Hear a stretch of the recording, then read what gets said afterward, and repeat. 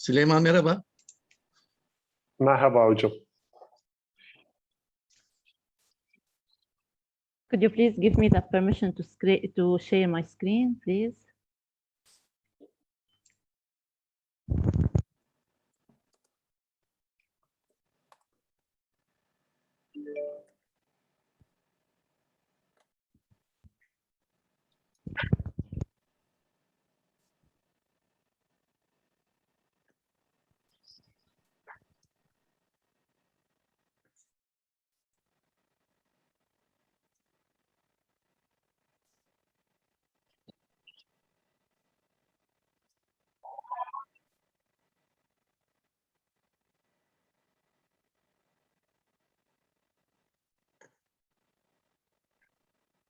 I start?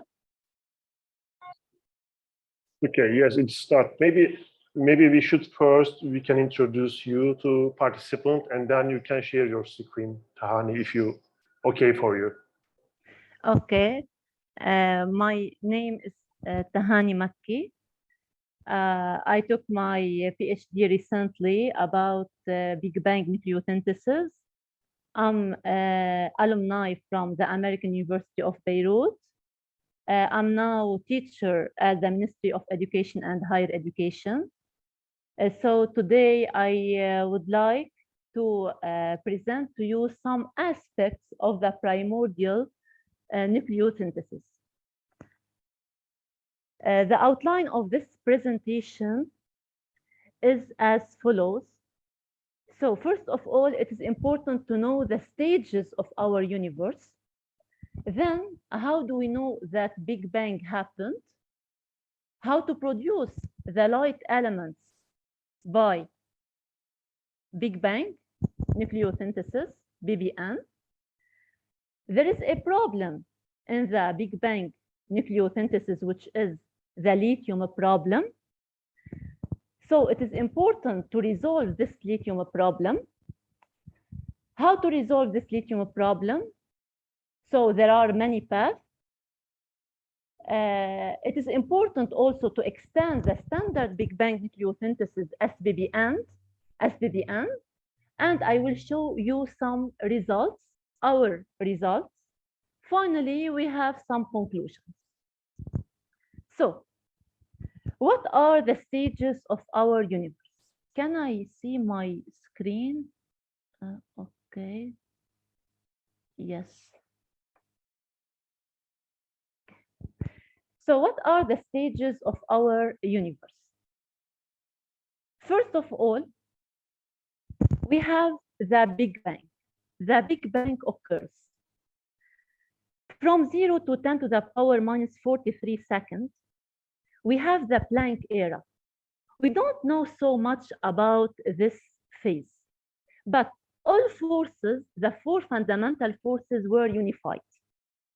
Then it comes the epoch of the grand unification. During this phase, the gravitational force splits off from the strong and electroweak forces. After that, we have the inflationary epoch. During this phase, the universe expands rapidly. It undergoes an exponential expansion. And during this phase, we have, or the universe consists of quarks and leptons. Then, around 10 to the power minus 32 seconds, we have the electroweak epoch. During this epoch, the strong and electroweak forces split so that bosons and Higgs bosons were created. Then it comes the electroweak symmetry breaking epoch or phase. During this phase,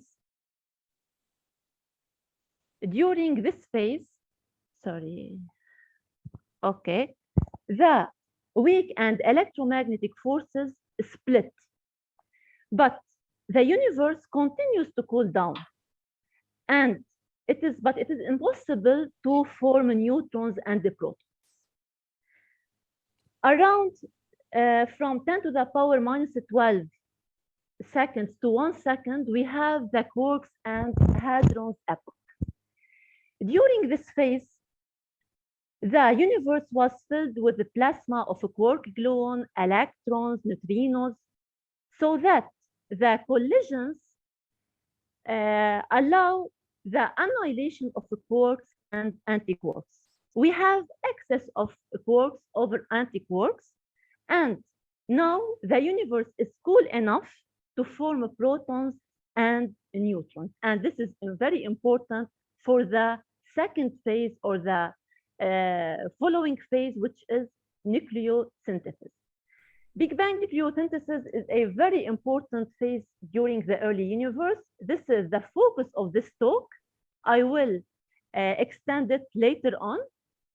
Now I will move to the after the nucleosynthesis, the Big Bang nucleosynthesis, which lasted between 1 second and 3 minutes.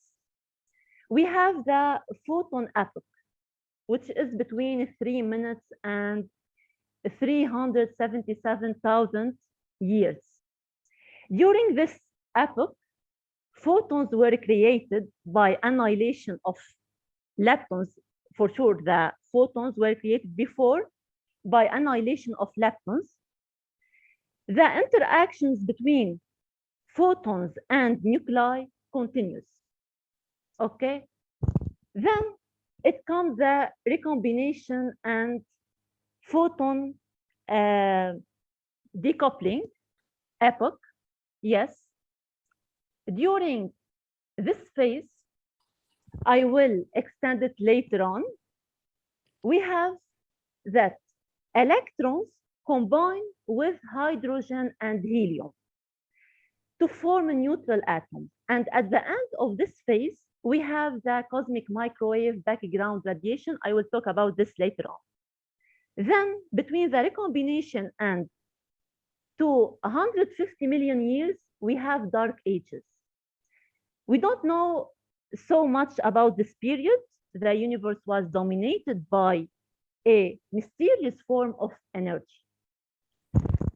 Then we come to the reionization, stars and galaxy formation, which started from 150 million years till the present day. So we have the first quasars, stars, and galaxy formation. This is a summary about the phases of the universe. So, how do we know that Big Bang happened? What are the evidence? We have three observational tools.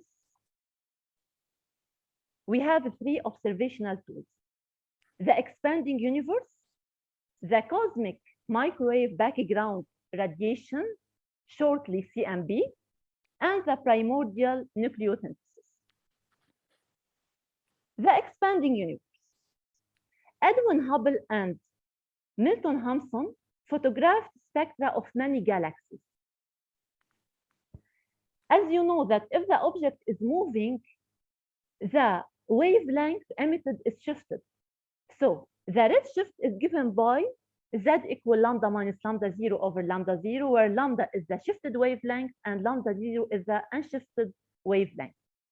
From this redshift and the Doppler formula, Hubble estimated the speed at which the galaxies were receding from us. The results are shown in the adjacent figure. So this figure clearly indicates that the expansion of the universe, or the universe is expanding. In other words, the more distant the galaxy, the greater the redshift and the faster it is receding from us. So this is the first evidence that Big Bang happened, the expanding universe.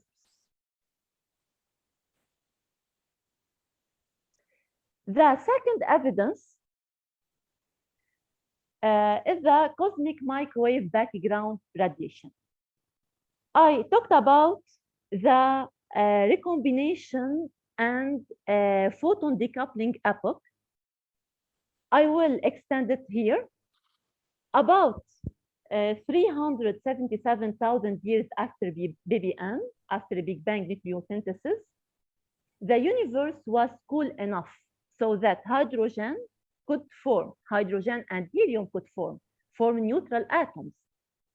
Consequently, as the electron may transition to a lower energy state, they release photons, and this is known as photon decoupling. Then, any decoupled photons that have not been captured by any other hydrogen atoms can travel freely. These photons constitute now what is called the cosmic microwave background radiation, which provides an important evidence of the Big Bang. The cosmic microwave background radiations are around us wherever we look, and they have a temperature now around 2.7 Kelvin, for sure due to the expansion of the universe. This is a photo from Planck satellite showing the cosmic microwave background radiations. Note that we can't see the CMB with the naked eye because it is in the microwave portion of the electromagnetic spectrum.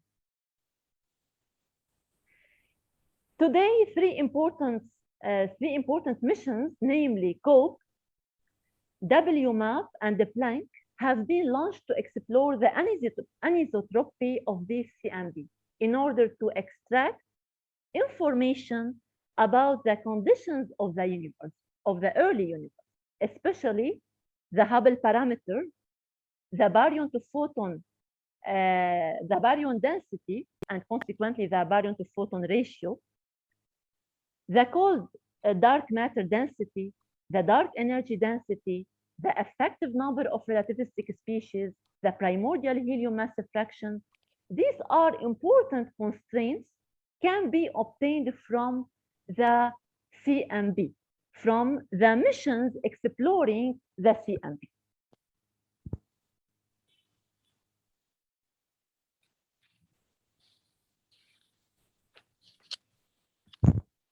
Okay, the third evidence that Big Bang nucleosynthesis or that Big Bang happened is the primordial nucleosynthesis. There are many questions. The first one, the mass fraction of helium-4 was observed higher than 0.23. By observations, it is higher than 0.23 or 23%. This is not possible to produce it at this level in stars, and especially we can take the sun as an example. So where does this helium-4 come from? Another question, where was the deuterium produced since it is easily destroyed in stars? Then the production of helium-4 and deuterium took place during Big Bang nucleosynthesis. For sure, we have other light elements. Then the primordial nucleosynthesis is an evidence that Big Bang happened. Now, I will go to details concerning the Big Bang nucleosynthesis and how to produce the light elements by BBN. The standard Big Bang nucleosynthesis, or simply SBBN, okay, without adding non-standard components, it is called the standard Big Bang nucleosynthesis, which has taken place between 1 second and 10 minutes after Big Bang, is responsible for the formation of light elements, namely deuterium, helium, and lithium.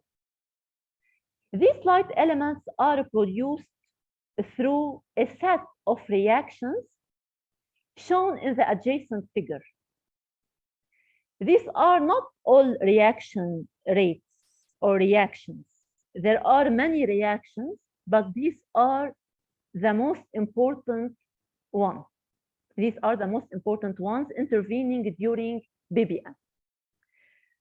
So using this set of reactions, we have for sure the reaction rates, along with a set of differential equations and some input parameters, we can calculate the light elements by BBN.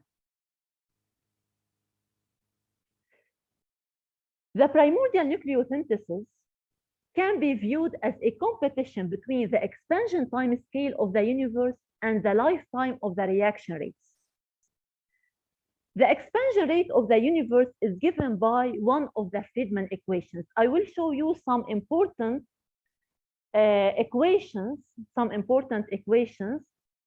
intervening in the calculation of these light elements, or they are implemented in BBN codes.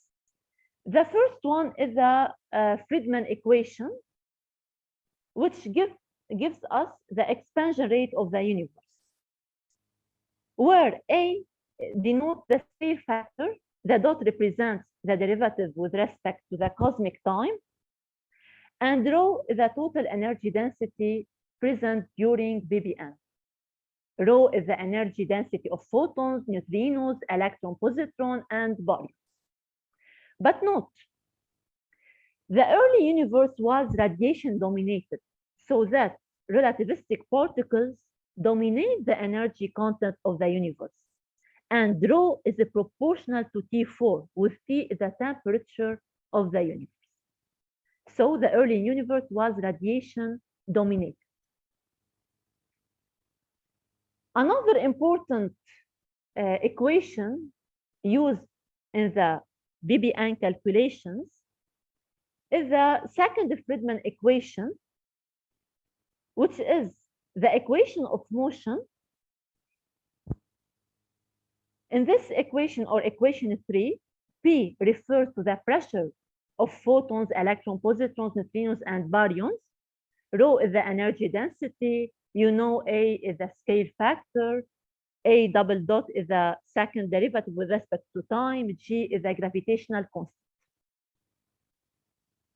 Another important equation intervening in the calculation of BBN is the continuity equation, or the energy conservation equation, which is given in equation 4. This continuity equation is obtained from the first law of thermodynamics by assuming an adiabatic expansion of the universe. Note, if we want to add some modifications to the standard Big Bang nucleosynthesis, we are varying, or we are modifying these equations. We'll see this later on. The two Friedman equations and the continuity equation are not independent.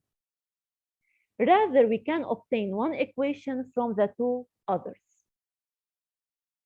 From these three equations, we can obtain, during the early universe, A is proportional to radical T, rho is proportional to A minus 4, and consequently, the time-temperature relation is given by this relation, equation number 7. Look at this relation, T, the time in seconds, and big T, the temperature in MeV, are inversely proportional. When the universe is expanding, the time is increasing and the temperature is decreasing. It is shown from this relation that they are T and T squared and the time are inversely proportional. Kf refers to the effective degree of freedom of all relativistic bosons and fermions. Now, we have some reaction rates.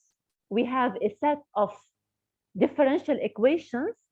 I couldn't show all the differential equations here, but we will have a set of differential equations. We have some input parameters, and we can calculate the light elements abundances by using a code like alter BBN code. The expansion rate of the universe acts as a shutoff for nuclear reactions, so that when it becomes faster than the lifetime of a reaction rate, the corresponding reaction will freeze out. This is the base of the numerical calculations that could be performed using several codes such as alter BBN. Like other BBN codes, alter BBN requires an input of some cosmological parameters, namely the baryon to photon ratio, the number of effective relativistic degrees of freedom and effective, which are obtained from the CMB observations. We need also the neutron lifetime tau-n and the neutrino degeneracy parameter beta. Varying one of these parameters or including non-standard scenarios is not free. The predicted abundances on the basis of SBBN should be constrained by the observations of light elements and that obtained from CMB. So we have constraints. We can't vary some parameters without taking attention into the output. The results of the SBBN. Here we have the light element abundances as function of temperature. We have two important phases during BBN. The first one is the weak interaction process, responsible for the equilibrium between neutrons and the protons. So as a result of the expansion, the weak interaction process will stop at around 9 gigakelvin, where the equilibrium between protons and neutrons is no longer available. The neutron to proton ratio is determined by this phase, and this neutron to proton ratio is crucial for the final abundance of helium, or it determines the final abundance of helium-4. The second important phase is the deuterium bottleneck. What is this deuterium bottleneck? This is the maximum deuterium abundance.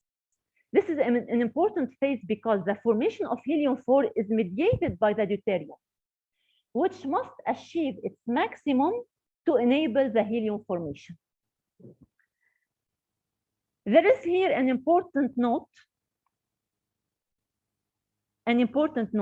that the abundance of deuterium is negligible until the temperature drops below 1 gigakelvin.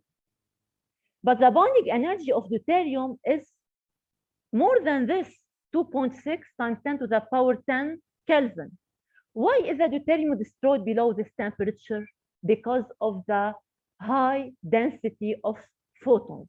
Okay, so we have, because of the high density of photons, the deuterium is destroyed below 1 gigakelvin, although its bonding energy is 2.6 times 10 to the power 10 Kelvin. Another way to look at BBN is to study the abundance as function of the baryon density. The baryon density is obtained from CMB. We use in BBN code the baryon to photon ratio. This one, 6.14 plus minus 0.04 times 10 to the power minus 10. This is obtained by Planck analysis. As you see from the figure number 4, these are the element abundances as function of the baryon density. The horizontal lines represent observations, and from the figure and this table, you can see that all elements are in good agreement. All elements obtained by the SBBN calculations are in good agreement with observations except of lithium. So there is a problem in this BBN.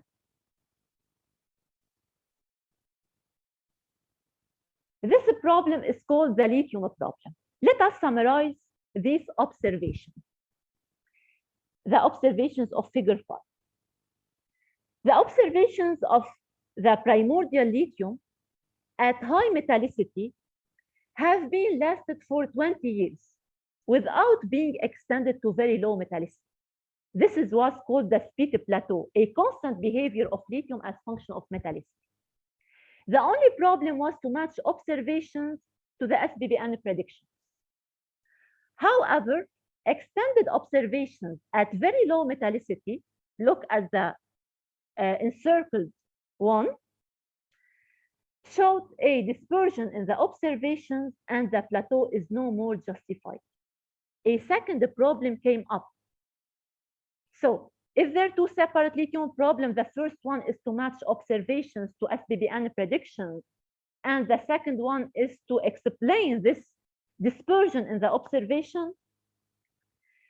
Whether at high or at low metallicity, we have a problem between the primordial lithium observations and SBBN predictions.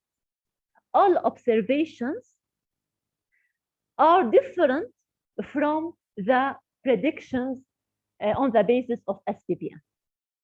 Our concern is how to resolve the discrepancy between SBBN predictions and observations. So we have a problem and we need to resolve it. For this reason, in order to investigate the lithium problem, we should investigate three aspects: nuclear physics aspects, astrophysical aspects, and non-standard physics. We have three paths to investigate if we can resolve this lithium problem. Nuclear aspects. This kind of solutions assume that the observations of the primordial lithium represent its primordial value, the observations in stars for sure. And the reaction rates intervening during BBN need some revision. So the problem here in this kind of solution is in the SBBN calculations. An important aspect of understanding the lithium abundance is to have, as far as possible, reliable cross-sections for the involved reactions in the SBBN. The resulting abundance of lithium, this is very important, it crucially depends to what happened to beryllium-7 abundance. Why? Because we have lithium-7 and beryllium-7.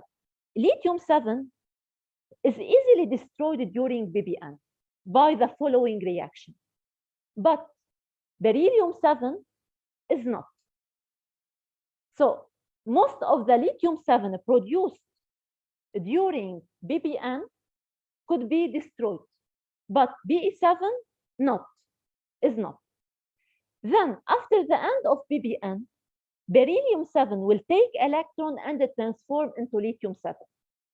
The surviving beryllium-7 will take electron and transform into lithium-7. So the final abundance of lithium crucially depends on what happens to the beryllium-7. For this reason, we say that beryllium-7 is a bridge to the production of lithium-7. The beryllium-7 is a bridge to the production of lithium-7 because after the end of BBN, all beryllium will transform into lithium-7. To resolve the lithium problem, we should decrease beryllium-7. Decreasing beryllium-7 abundance is a key to resolve the lithium problem. For this reason, there are several important reactions determining the production of lithium. These reactions could resolve the lithium problem if they are greater or smaller by a factor as seen in the table below. Look at the red circle.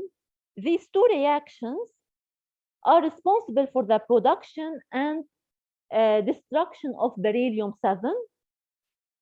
If these two reactions are multiplied by a factor, one by a factor of 0.5, or it is less by a factor of 2, the second one should be multiplied by a factor of 2. In this case, the lithium problem could be resolved, but this is not achieved yet. This is not achieved yet. There are many other reactions intervening during BBN, affecting indirectly the production of beryllium and lithium.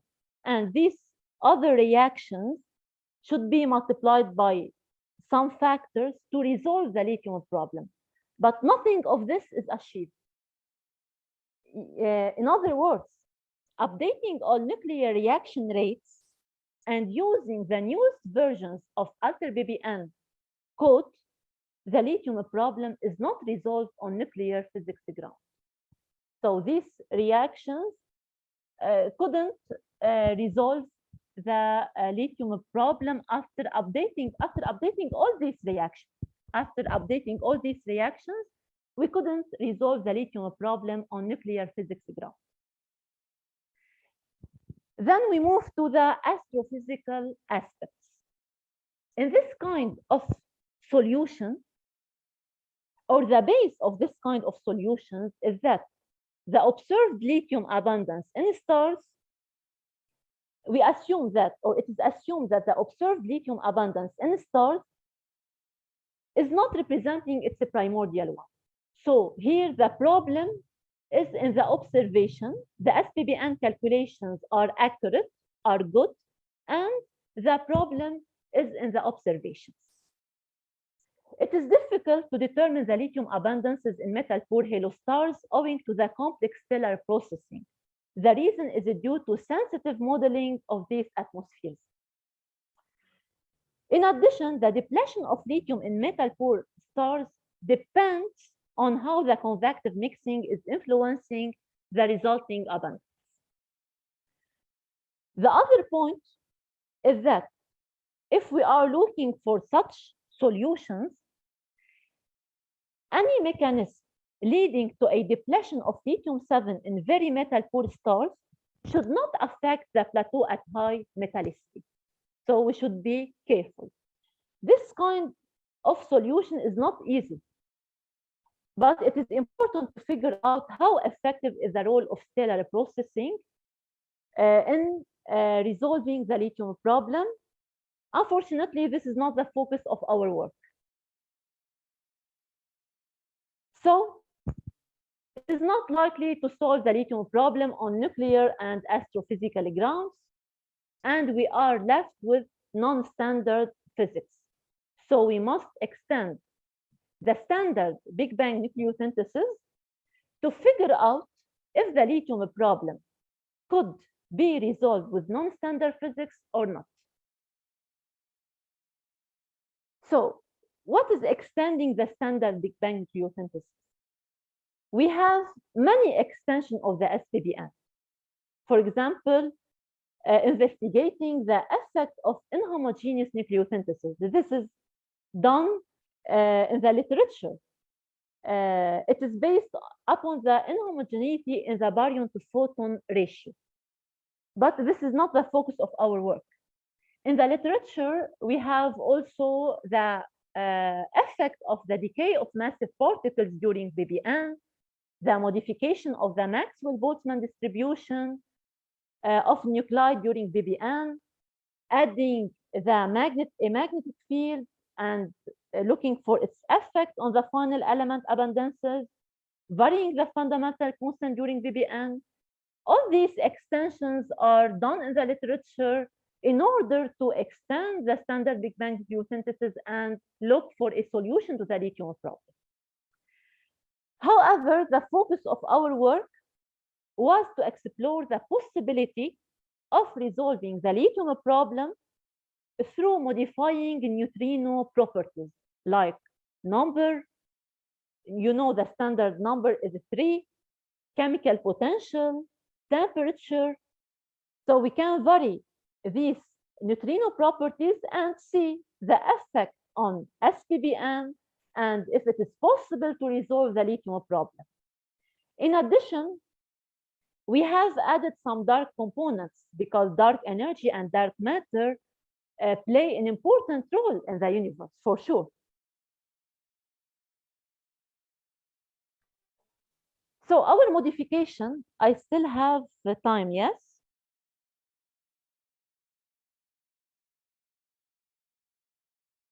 around Yes, this. you have 15 minutes, but also we have question in this time. Okay, 15 minutes. Okay, Yes. thank you. The first modification is by varying neutrino chemical potentials and or varying neutrino number. This is not non-standard BBN. This is an extension of the SBBN. This is a kind of extension, not non-standard BBN. This has an important effect on reducing the primordial lithium abundance. You can see the details in a paper, a critical analysis of the Big Bang nucleosynthesis, Maki et al. 2019. The second modification, in addition to varying chemical potential, we extended the analysis by varying neutrino temperature as well as adding dark components. This is done in a second paper, Impact of Neutrino Properties and Dark Matter on the Primordial Lithium Production, also Maki et al. 2009. If we add some modifications varying neutrino properties, adding dark components, we are modifying the weak rates or altering the expansion rate of the universe, altering the energy density of the universe, and consequently the expansion rate, modifying the energy conservation equation, and consequently the time temperature relation. So for this reason, I have shown for you these or some equations that are important in the calculation of BBN, because any modification will alter these equations, like modifying the weak rates and so on. Let us example here. In this table, we did some modifications on the light elements. These modifications, we did some modifications and we see the effects on the light elements. The first modification is by varying neutrino chemical potential shown by the degeneracy parameter beta. We also scaling the neutrino temperature. This is shown by the factor alpha. We also vary the neutrino number intervening during Big Bang, during BBN. We added a dark component shown or shown in the parameters, shown by K rho and rho Ks and Ns. Yes, these are the parameters of dark components. So after adding all these components, we are modifying the standard Big Bang nucleosynthesis calculation. And for sure, we have effects on the light elements, especially helium, deuterium, and lithium. Look at the number shown in the red circle. We have achieved a substantial decrease of lithium, okay, to match observations without violating observational constraints. I'm talking in the 1, 2, 3, 4, fourth row, without violating observational constraints on helium and deuterium. So in this case, we have modified the SBBN calculations to achieve a substantial reduction of lithium to match observations, but we should be careful. We should not violate the constraint on helium, deuterium, and effective. And effective is accurately determined by CMB from Planck analysis, okay? But we have here not a problem. We obtained a novel production of deuterium, which is somehow allowed by observation, by it is not preferable to obtain this. Then most of the attempts to resolve the lithium problem, including our treatment, led to a decrease in the lithium abundance to match observations, but at the expenses of increasing deuterium to a value that is somehow acceptable by observation, but it's not preferable. The question now, is there a way to reduce lithium without increasing deuterium? This is the ongoing work, and we found a way to resolve or to decrease the lithium abundance on the SBBN, based on the SBBN calculations, without increasing deuterium. The results will be published soon. So I reached the conclusions. First of all, we have presented an overview concerning BBN. This is an important fundamental process leading to the formation of the light elements and their isotopes in the early universe. But BBN seems to require some revision due to the so-called cosmological lithium problem. We have a problem in this BBN, is that the calculation of lithium abundance is higher by a factor of 2 than observations, and this is a problem. The lithium problem seems to be challenging. It couldn't be resolved on nuclear and astrophysical grounds. There are many paths to resolve the lithium problem, but till now, there is no solution, a purely solution based on nuclear and astrophysical grounds. Then the extension of the SBBN is necessary. So we want to go beyond the standard model and beyond the standard Big Bang nucleotons, beyond the standard model of particle physics and beyond the SBBN. Then the first modification from SBBN was to investigate the effects of varying the number of neutrinos and their chemical potentials. This modification aims to have a clearer picture of SBBN and to investigate the effect on the lithium production. Another ingredient is a non-standard treatment, was the scaling of the standard neutrino temperature along with some dark components. These treatments have led to a decrease in the lithium, but at the expenses of increasing deuterium. Look, these treatments are constrained by the observations of light elements and the effective degrees of freedom obtained from CMB. We can't add whatever we want without taking into consideration the constraints on the light elements and on the effective degrees of freedom. Our treatment mentioned above leads to a reduction of lithium only when a maximum of deuterium abundance is achieved, which is luckily still allowed by observations, but the ongoing work shows a decrease in the lithium abundance without increase of deuterium. This is my presentation. Thank you for your attention, and I'm ready for any question. Thank you for your presentation and talk, Tahani Maki. And we have one question at chat session, and also Cynthia has a raised hand.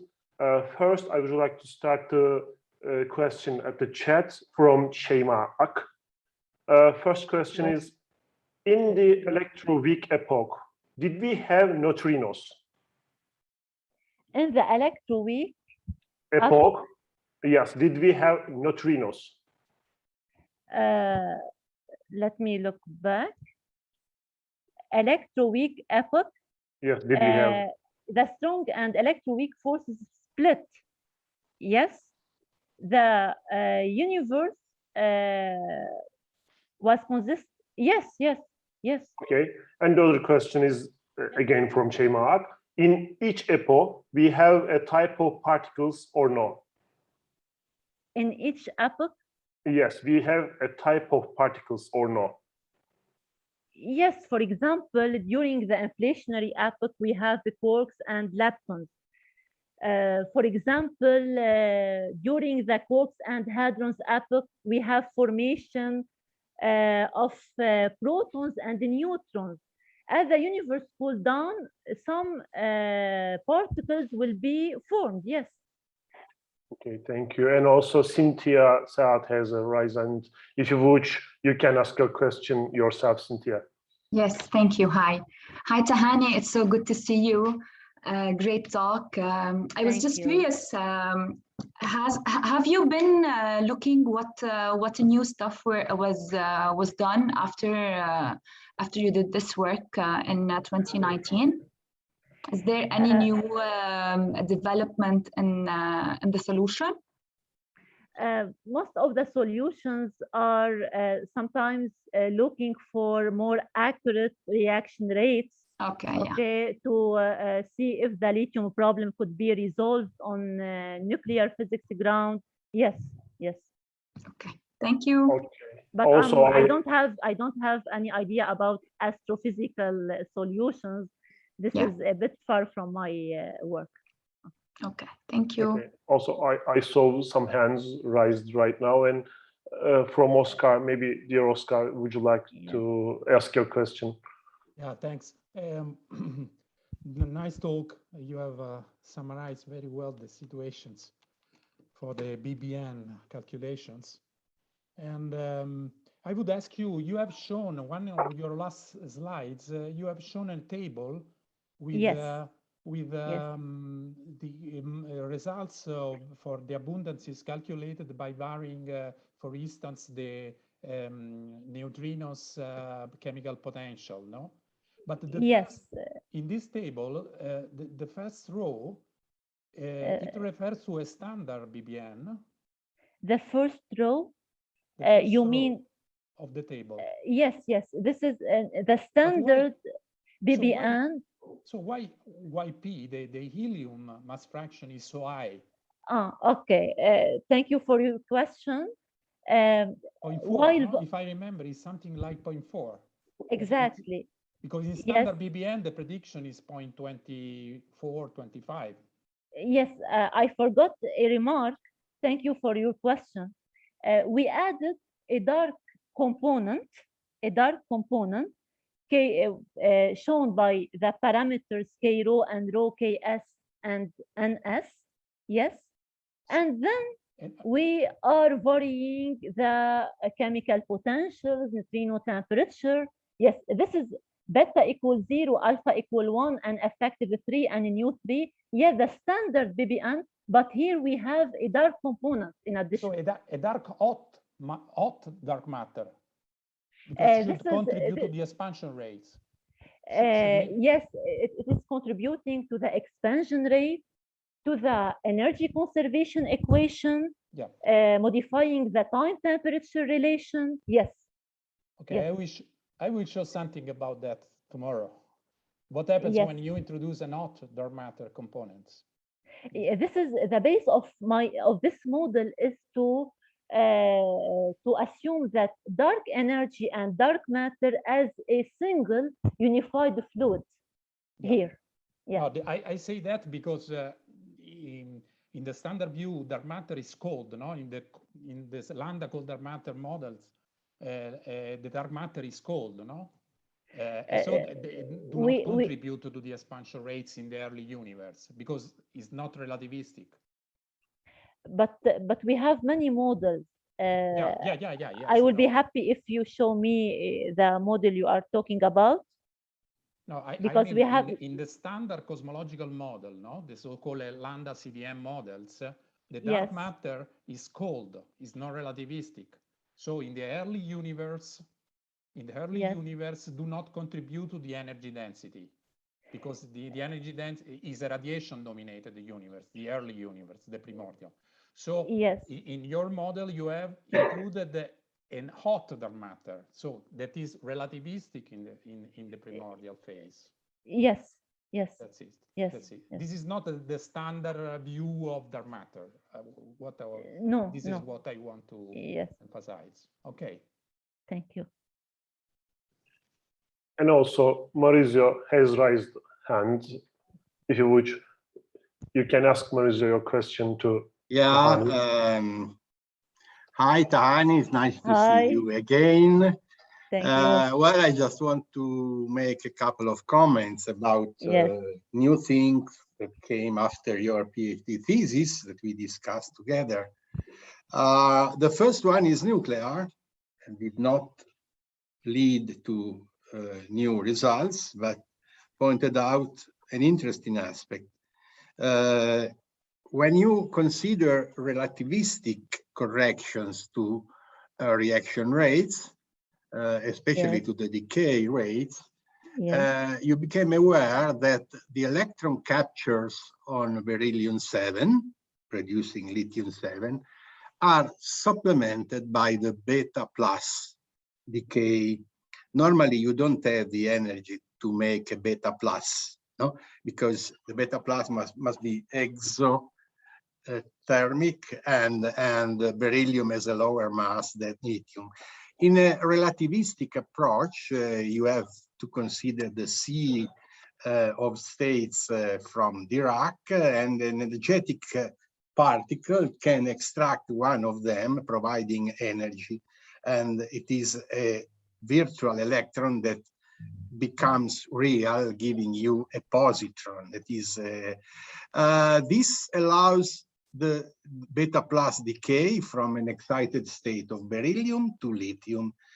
However, these excited states, even in the relativistic correction, is populated at the 0.6%, which is not enough.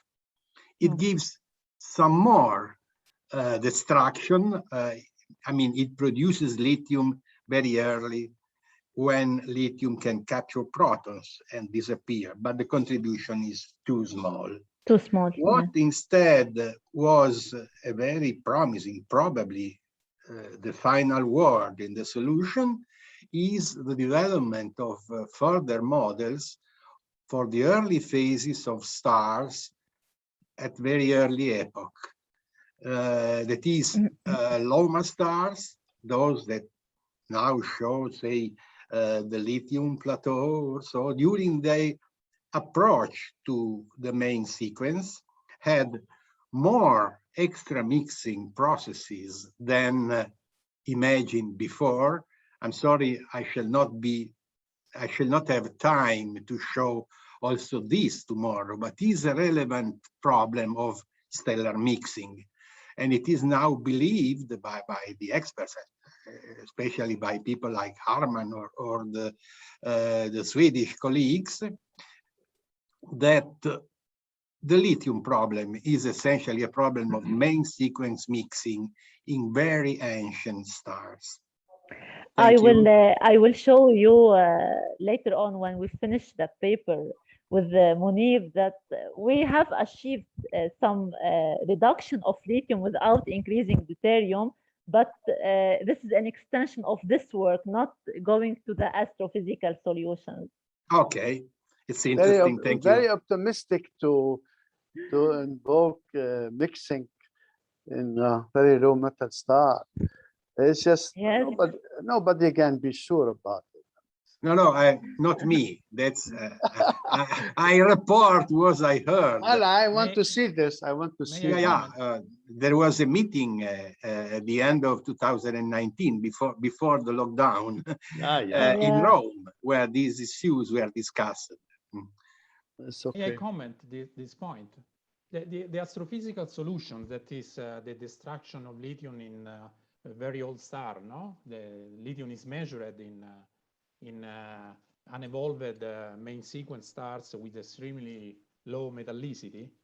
The main problem, of course, we may have, as you mentioned, Maurizio, there will be many processes that may destroy lithium at the surface of these stars, or hidden lithium at the surface of these stars. But the main problems that people that have tried to do that, including me in the past, it was to explain the plateau, the spike plateau of lithium.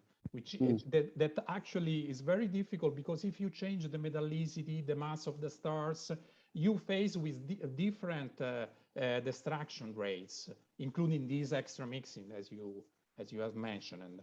And so you destroy the plateau. It's very difficult to replace the spit plateau. That is a very firm observations.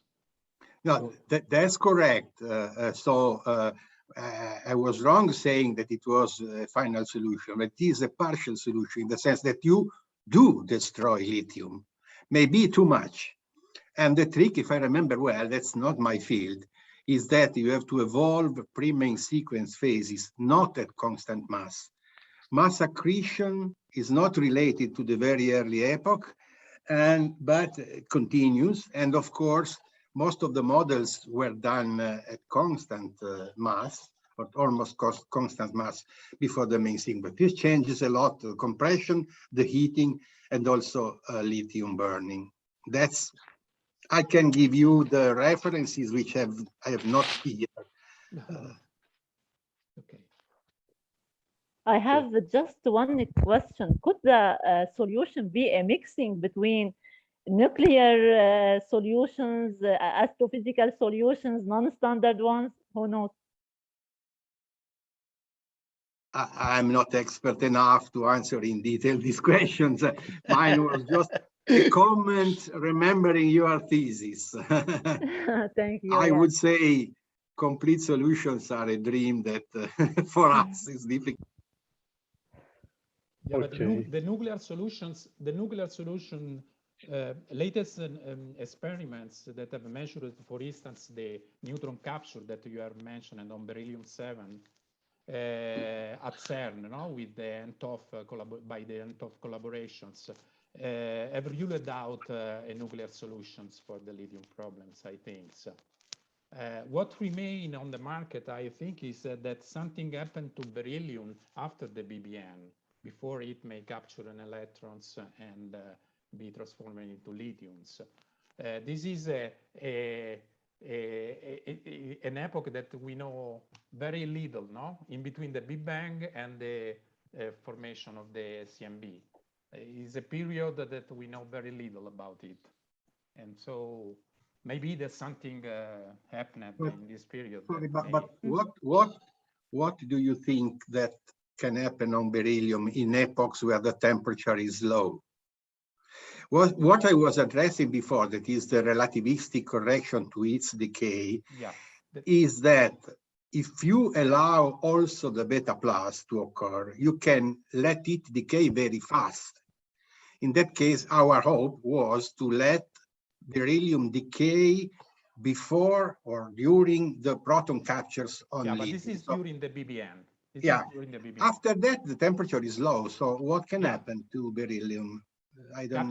May capture an electron at low temperature. The kappa capture is that would produce even more lithium. No, this produces lithium. The lithium that we see, is the beryllium-7 produced by the BBN. This was explained very well. But the fact is that if you produce lithium, not in the moment in which lithium disappears by proton captures, you are lost. Whatever you find, you are correct. There are many more troubles, but all of them, according to what I can understand, always end up in producing more or less the same amount of lithium or even more. The fact is that if you can destroy beryllium very early, then you can destroy lithium by proton captures. But once the temperature is too low, you are lost. You have beryllium, and sooner or later it becomes lithium. Yeah, but we are assuming that all the beryllium-7 that is produced at the end of the BBN, when nuclear reaction stops, is transformed into lithium. This is the assumption. So when we look to the first stars, we are looking the beryllium-7 produced by the BBN. So, but what I mean is if there is some effect, for example, of course, if you want to form lithium from beryllium-7 by electron capture, this depends on the temperature, of course, that should be low enough. but because you need ionized, you need electrons in the kappa shell, no? But also it depends on the electron density. So once again, depends on what happens in this period where this electron capture takes place, and we don't know so little about that period.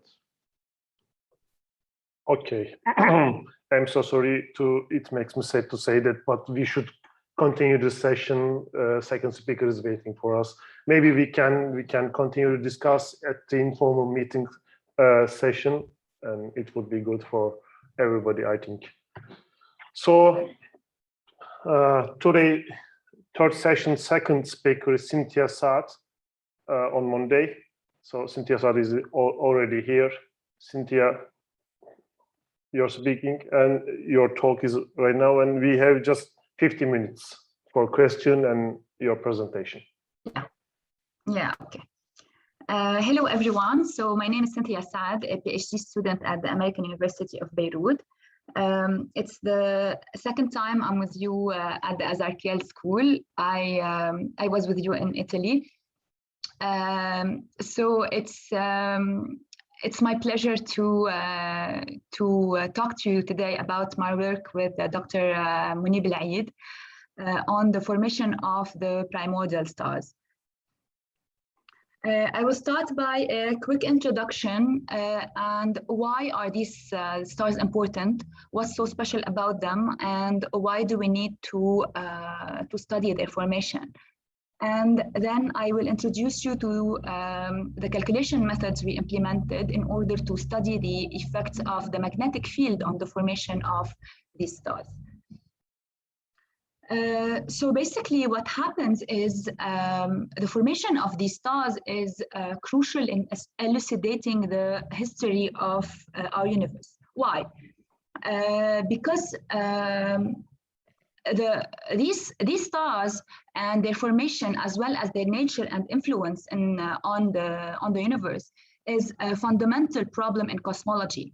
So it's not only astrophysics, but we also go back into cosmological times at a very high redshift. These stars are called population 3 stars, and what we mean by population 3 stars are the stars that are metal free. And the population 2 stars are the stars that are metal poor, while the population 1 stars are the stars that have metallicity comparable to metallicity of our sun. So basically what we're studying are the population 3 stars. It was very good for my talk to be right after Tahani's, because Tahani was just talking to you about the Big Bang nucleosynthesis, where the light elements were formed right after Big Bang. And those elements were hydrogen, helium, and traces of lithium. So basically, the intergalactic medium at the time where these first stars were formed were basically a metal-free gas of hydrogen, helium. And this neutral hydrogen was floating in a sea of cosmic microwave background radiation, the CMB that Hani was telling you about. So the radiation from the radiation era, right after the Big Bang, I have a cool picture. So, after the radiation era, all the light was stretched out because of the expansion of the universe, and this cosmic microwave background that we could observe today, and very precisely. After that, the light was so stretched out that the Dark Ages began, and these Dark Ages ended right when the first stars were formed. And these stars were thought to have formed 400,000 million years after the Big Bang, which has been revisited because of the recent observation done by Bowman et al. In the Australian desert. They detected a sky average radio spectrum centered at a frequency of 78 megahertz. So what is this? Actually, these first stars, when they were shining, it's true that they were reionizing the gas around them, but they also influenced the surrounding hydrogen gas radiation, and they altered the excitation state of its 21 centimeter hyperfine line. And it was thought that it should be observable today at frequencies less than 200 megahertz.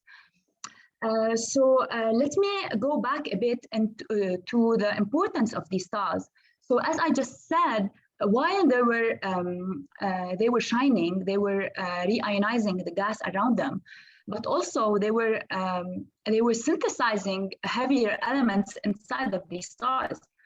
So heavy elements were formed inside of these stars, and after the death of these stars, whether it was a supernovae or in whatever way they died, their death enriched the intergalactic medium with heavy metals. So the next generation of stars that forms after that were the population 2 stars, where they have a little bit of metals, but hasn't it been for these stars, we wouldn't have any heavy metals and we wouldn't be here now. So the formation of these stars is very important because it is the transition between the homogeneous and isotropic universe into the well-structured universe rich in structure that we see today. So the population 3 stars haven't been observed yet, so we haven't been able to observe any star that is completely metal-free. The newest ultra-metal poor star that was observed by the Sky Mapper telescope is this one right here. And for the population 3 stars to be observable today, it should have a mass of 1 solar mass. So if we can come up with a mechanism that allows us to form a low mass star of a mass about 1 solar masses, it would be possible for us to actually observe one. So recently in literature, it has been booming in the community of cosmology and astrophysics to study the formation of these stars because of the launch of the James Webb telescope that will be recent. So a lot of teams worldwide are investigating the formation of these stars. So like I said, the first stars were thought to be very massive stars that are short-lived, but this consensus has been revisited recently. So previous work before 2010, it has been agreed on that the formation of these stars, or these stars in general, formed as a single very massive star of mass 100 solar masses. But then after 2010, because of all the computational resources that were available to people studying this formation, they argued that due to this low resolution of the early simulations, we couldn't resolve a binary or multiple system. So we would see as one massive object what was actually a multiple system. And it was possible for us to see fragmentation in the accretion disk into small mass prestellar objects.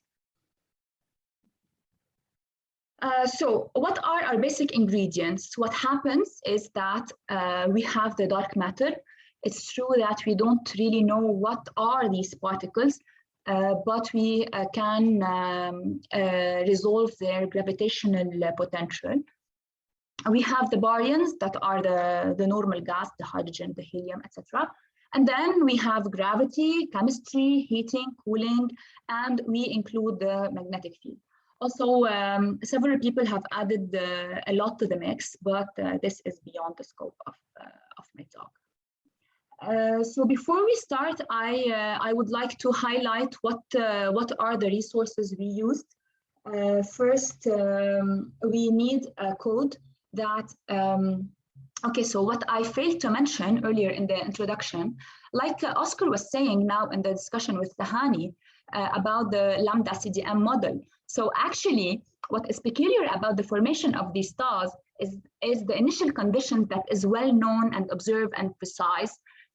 The initial conditions from which these stars formed are observed by the WMAP and the Planck collaboration. And it is simulated by a very accurate and precise mathematical model. And the most common is the lambda CDM, which is the cold dark matter, in which we assume that the dark matter is cold and it's not relativistic. Taking these parameters from observations are given to a code that would generate initial conditions in which we have these density profiles, velocity profiles, etc. From this lambda CDM model. And then we take the initial conditions from music. There is plenty of other initial condition codes like NGen, etc. But we use music, and the results of these initial conditions are plugged into ENSO.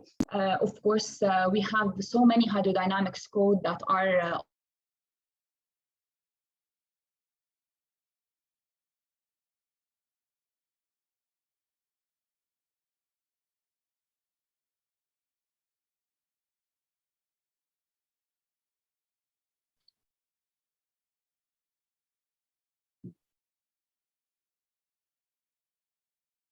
I guess there is some connection problem from Cynthia.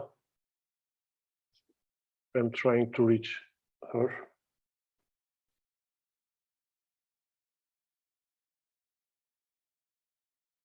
It's a shame, yes. Yeah, so I was saying that we take this initial conditions from music and plug it into a hydrodynamics code called ENSO. The ENSO code would solve the potential for the dark matter, solving the n-body problem, and then solving the hydrodynamics of the baryons. After that, we get data dumps of several gigabytes of data that we post-process using the YT project.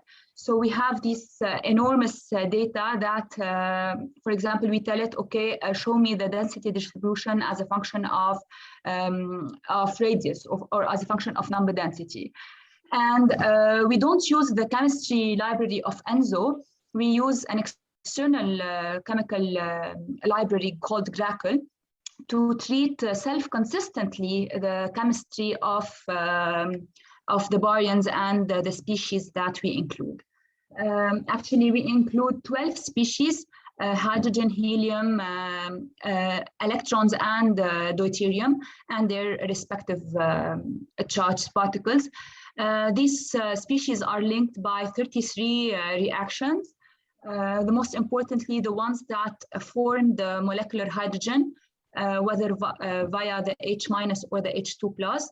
And then afterwards, when the number density is high enough, we have the three-body reaction that forms the most of the molecular hydrogen fraction, because at this point, the gas would be completely molecular due to this reaction that is very, very important in forming the most important coolant we have.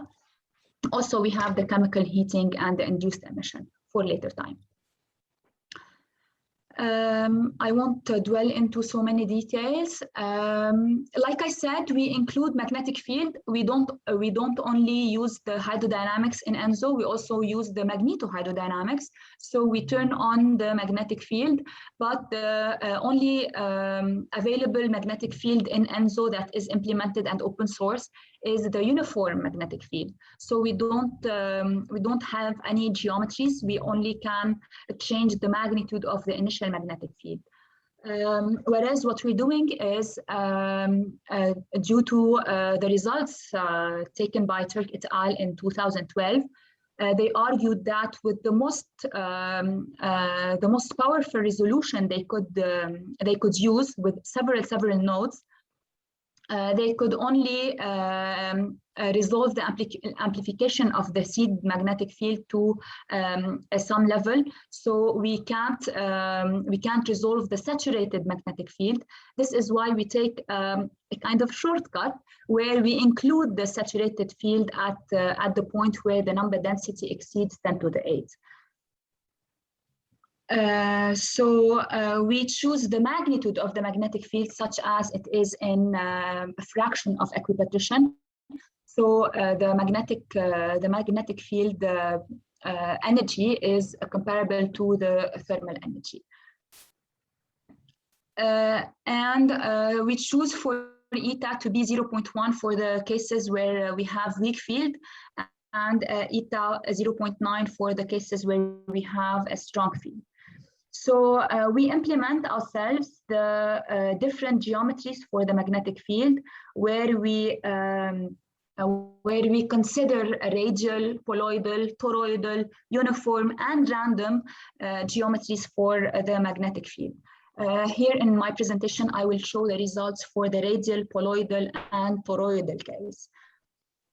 The initial conditions, like I said, are the lambda CDM model, where we take the parameters from the most recent publication of the Planck collaboration. So we start with a simulation box of width 0.2 megaparsec, and we take the initial redshift to be 100. And we divide the grids into 256 cube, where we have one nested grid at the highest density. So we first do the simulation with no nested grids, and then when we find the location of the maxima, we find the Lagrangian volume, such as we rerun the simulation with a nested grid to increase our resolution. Our final resolution is 10 to the minus 4 parsec. So we start with 10 to the 2 and we resolve down to 10 to the minus 4. We use also 64 cells to resolve the gene's length. Other recent papers used 16 and 32, which were found to be not enough to correctly resolve the collapse. So basically what we do is first we take a model where we only have dark matter. So what happens is that the dark matter will come together to find what we call the mini halos. So when we speak about dark matter, mini halos are imagined to be spheres of 10 to the 6 solar masses in which we have first stars. So in our simulation box, we find several mini halos, but only in those who have the mass larger than 10 to the 5 solar masses only, we have a first star. Then we add the baryons alone with the dark matter, and then we add the baryons and the magnetic field to the dark matter. And we find that a mini halo at 23.54 forms of a mass 10 to the 5 solar masses. Now, when we're adding the baryons, like you see here, what we see is the almost uniform distribution of the density. This is what we see from the CMB. We have very, very, very little density perturbation in the baryon distribution.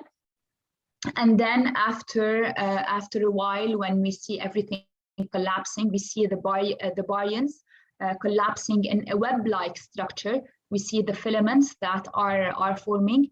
This is at 10 kiloparsec with 10 kiloparsec. And we see here in the projection, I overplotted the mini halos. I labeled them 0 to 9, where 0 denotes the most massive mini halo. You see here in the center, the most massive mini halo of mass 10 to the 5 solar masses holds the most massive protostar. Also, 1 and 2 again hold a high density region. And we see that the minimum mass of 2.5 10 to the 5 solar masses is needed for the mini halo to to nest a first star. This is the mini halo, and this is our baby. In the hydro case, we found the formation of a binary system, a closed binary system. This is not necessary to be the end result. These binaries could merge or they could survive. But at the time where we stopped the simulation, and that time is when the number density, the density actually reaches 10 to the minus 11 gram per centimeter cube, we halt the simulation. It's probably good to continue the simulation after, but we thought it's a good compromise to stop here to save the computational resources for the other cases where we investigate the other cases. Now we implement the magnetic field, as I already said, and we find here, like I said, I will report the results for the radial, the poloidal, and the toroidal cases. Like you see here, the disk. These slices are the number density, right, in space. So this is the XY plane, this is the ZX plane, and this is the ZY plane. We see the disk.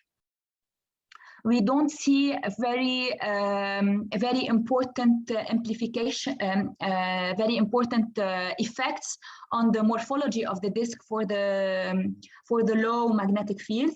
We see the disk to be equally elongated. Perhaps in the toroidal case, the disk shrunk a bit, but in the three cases we see minimal effects on the morphology of the disk. And this is in the high magnetic field magnitude. We see also a change in the morphology. Now, instead of an elongated disk, we have a more symmetrical collapse in the XY plane. We see this disk-like in contrast with a more elongated disk around the protostar. So we see with increasing magnitude of the magnetic field, we see increased effects on the morphology. Here I show you the thermodynamics of the disk, where we investigate the profiles of the temperature as a function of the number density. Also, we investigate the elements abundances like H2, HD, and electrons. We see that first the temperature increases with increasing H2, and the H2 will plateau at 10 to the minus 3 between 10 to the 2 and 10 to the 8. When I told you, I remember when we spoke about the three body reactions, when the H2 would increase. So we see now the high increase in the fraction of H2. So from these plots, we can now take what we need to know about the collapse. What happens and how do these stars form? Actually, the gas starts falling into gravitational well of the dark matter halo. So the dark matter, because it's so massive, it has this gravitational well that pulls the baryons inside, and the number density will increase. This is why you see the temperature increasing due to the compressional heating. Now, when it reaches the number density reaches 1, the hydrogen fraction reaches a fraction of 10 to the minus 3. Now we have enough hydrogen to cool the gas. So the temperature that attained the maximum will now decrease due to the H2 coolant, because we have enough of them to cool the gas. And the temperature will decrease until its minimum at the 10 to the 4, when the number density is 10 to the 4. This is when the baryons decouple from the dark matter, which means that the baryons are no longer being pulled by the gravitational well of the dark matter. Why is that? Because now I have enough baryons on its own for them to collapse under their own gravity, and now they're collapsing and their temperature is increasing again due to compressional heating. And the temperature will continue to increase Now we see when we have enough H2, the slope will change and the temperature will increase with another slope, but the temperature is still increasing due to the collapse of the baryons. And at 10 to the 12, we have what we call the hydrostatic core forms in the center of the collapsing flow. Here, the fun part, Professor Eid. Now I report to you the differences based on the magnitude of the magnetic field. So remember, we used eta equals to 0.1 and eta equals to 0.9. So in each of the profiles, I compare the mass enclosed, the mass of the disk at 10 to the minus 3 parsec for each, the radial that is with weak or high strong field, the poloidal with the weak or strong field, and the toroidal with weak and strong field. And like expected, we see that with increasing magnetic field, we increase the magnetic pressure, we form a mass that is more massive. So the protostar has more mass than in the case where the magnetic field is low. This is very well understood. Now, based on the geometries, I compare the three geometries of same magnitude.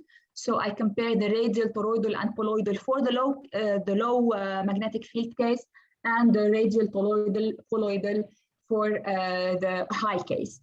And we see that the radial will form the most massive disk, because we have the more important magnetic torques in the radial case, and the toroidal and the poloidal form comparable masses. The difference is not very well seen in the high case. So now, putting everything together, we see that the radial with the high magnetic field forms the most massive disk of approximately 7 solar masses, and the protostar will keep accreting beyond this time, and its mass could be higher than this. So the effects of the magnetic field we see is first, magnetic field halts the fragmentation because it adds the magnetic pressure to the thermal pressure, and the collapse is delayed again due to the excess magnetic pressure, and this is seen in other papers and literature. But what new we present to you is the differences in the geometries. So the shape of the disk depends slightly on the configuration, but it does depend on the magnitude of the magnetic field. Also, I haven't presented here the results, but the thermodynamics and the molecular abundances of the species did not depend very much on the magnitude nor the configuration of the field, because we have similar profiles for the temperature and H2 abundance. So in all cases, the gas will be completely molecular when the star would form. As for future work, we need more post-processing work to study the effects of rotation, angular momentum transport, and magnetic braking. The natural next step after using ideal MHD is to include the non-ideal effects like ambipolar diffusion or Ohm's resistivity. Also, we are also interested in studying the effect of the accretion rate on the IMF and the ultimate mass of the formed star. So the question remains whether these stars are very massive as it has been proposed for so long. Several references have been used in my presentation, so thank you. And thank you for your attention. This is a volume rendering of my simulation. This is the volume of my box, and these purple stuff are the baryons that are collapsing on a filamentary web-like structure. I'm ready for your questions. I hope you have many. Thank you. Thank you, Cynthia.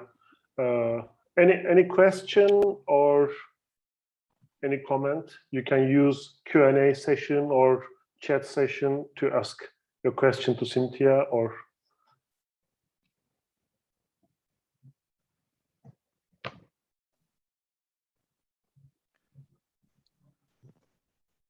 So Cynthia, yes. What is your feeling about the mass function of these very first stellar populations? My feeling of what? About the mass function, the mass of the first. Yeah, it's. I'm happy to see that we don't have as many very massive single stars as it once was thought. But it's again, as everything in science, when people think something for so long, it's hard for them to accept that what they have been saying for so long is probably not very accurate. But that's science, and I'm not saying that my result is the end result, because to say that the first star has formed, I have to reach 10 to the 20 in number density. But then after this point, we have so many things to take into account, such as the CIE and the reaction between the atoms. So one should be very careful into how they treat the results, and to see. It's very tricky in simulations, actually, because you need to make sure that what you're seeing is actually physical and not some simulation bug, or you have some dark matter particle inside your zone that is fluctuating the temperature. Because when you, for example, you suddenly see the temperature peaking up or down, then you see, okay, now no, maybe what I'm doing is wrong, but you extract the result and say, yeah, you were saying that the temperature should be most likely adiabatic, and it's not. So we have to be careful into what we interpret. But after very careful examination into our results, we don't have any simulation bugs, and we don't have any artificial mass accreting. And I have one comment. Comparing to other papers that have been published lately in 2020 and 2021 about the formation of these stars, they first take a molecular cloud that they take their parameter from someone else's simulation, and then they study the effect of the magnetic field on this cloud. What we're doing differently, and no one else in the papers submitted lately is doing the same. We're like I said, we're starting from mathematically accurate model. So the assumption in our model is basically, except for the inclusion of the shortcut of the magnetic field, we're not assuming anything. So we're basically just starting from what we know is exact and precise, and doing a hydrodynamics simulation that was well understood, and we did the conversion tests to see that the magnetic field, for example, when we're using the MHD scheme, if we took a beat equals to 0, it actually converges with the results that using HD scheme, and we made sure that our simulation doesn't have any simulation bugs. So I think I feel pretty good about the results we have, and I actually think that these masses weren't so high. So people were talking about 1,000 solar masses, which is now seems ridiculous. But at the time, the resources and the resolution that was available is like this. So the computation, so now, for example, our simulation is run on the Octopus cluster at AUB, and we're running over 256 cores, each one of 64 gigabytes. So this wasn't available for people in 2010 or 2000 or 2005. So it's only natural for us to be getting better and better at analyzing this kind of stuff. And it's good for us to actually take a good advantage of what resources we have. And ultimately, maybe we can someday have a precise answer about this. But I personally think it's highly not likely unless we were able to actually observe a population of these stars. If we do not observe them, so everything we were saying is just predictions and things like that are not testable, right? Because we haven't observed anything yet. But yeah, I think my results look pretty good. Yeah. But I agree that when there is a problem such complex as this one, from the physics, from the numerics, we need observations to be comforted. That's true. But it's a very intriguing problem. That's this one. Yeah. And very important for modern astrophysics and cosmology. Okay. Also, we have a question in Q&A session. Cynthia, can you see the question, or would you like to read for it? Okay. Yes. So yes, thank you. No, actually, so they're asking about the primordial stars' fate. Are they? Is every primordial star turned into a black hole or not? Actually, no. Not every primordial star turned into a black hole. Some of them turned into pair instability. Some of them into a supernovae, and some of them into black hole. The mass limit is, I think it was higher than 260 solar masses would turn into a black hole, and between 120 and 260 would be as a pair instability. Is that right, Munir? I forgot actually the numbers. I have them written somewhere in my presentation. So yeah, so I think beyond the 260, it would be a black hole, and if not, it would turn into a pair instability. Yeah, this is right. This is right. Yeah, I think the actual numbers actually slipped my mind right now, but I can look them up. Yeah, but some black hole must have been formed somehow. I mean, there is indication that black holes have been formed in the early universe. Yes, coming, of course, from the primordial stars. The primordial stars actually are a very good candidate to the progenitors of these supermassive black hole.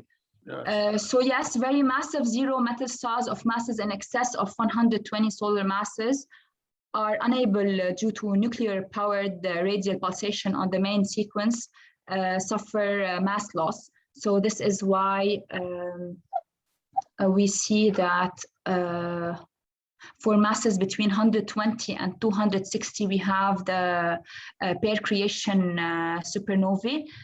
And for higher masses, we have this black hole. Yes, I was correct.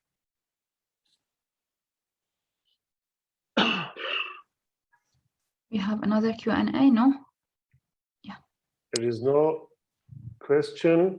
Thank you for your presentation, Cynthia, again. Thank you. Thank you for your attention.